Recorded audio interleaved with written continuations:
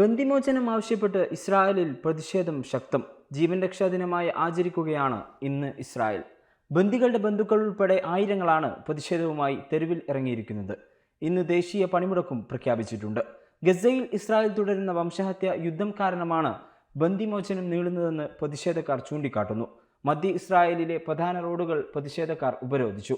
ഇസ്രായേലിലെ ആദ്യ പ്രവൃത്തി ദിനമായ ഞായറാഴ്ച റോഡ് തടസ്സപ്പെടുത്തി നടത്തുന്ന സമരം ഏറെ പ്രയാസം സൃഷ്ടിച്ചിരിക്കുകയാണെന്ന് മാധ്യമങ്ങൾ റിപ്പോർട്ട് ചെയ്യുന്നു.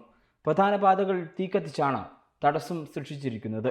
മോചനം വൈകുന്നതിനെതിരെയും ഓർത്തഡോക്സ് വിഭാഗങ്ങൾക്ക് നേരെ നിർബന്ധിത സൈനിക സേവനം ഏർപ്പെടുത്തിയതിലും തീവ്ര ഓർത്തഡോക്സ് വിഭാഗങ്ങളും പ്രതിഷേധിക്കുന്നുണ്ട്.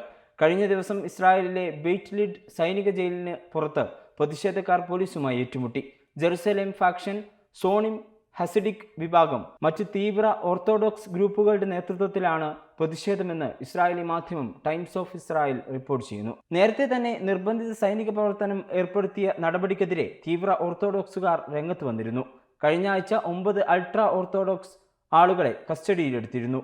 നേരത്തെ തന്നെ നിർബന്ധിത സൈനിക പ്രവർത്തനം ഏർപ്പെടുത്തിയ നടപടിക്കെതിരെ തീവ്ര ഓർത്തഡോക്സുകാർ രംഗത്ത് വന്നിരുന്നു. കഴിഞ്ഞ ആഴ്ച 9 അൾട്രാ ഓർത്തഡോക്സ് ആളുകളെ കസ്റ്റഡിയിലെടുത്തിരുന്നു.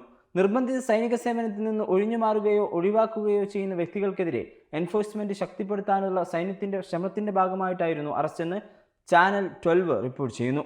ഇവരിൽ 2 പേരെ പിന്നീട് വിട്ടയച്ചു. 7 പേർ ഇപ്പോഴും മിലിറ്ററി പോലീസിന്റെ കസ്റ്റഡിയിലാണ്.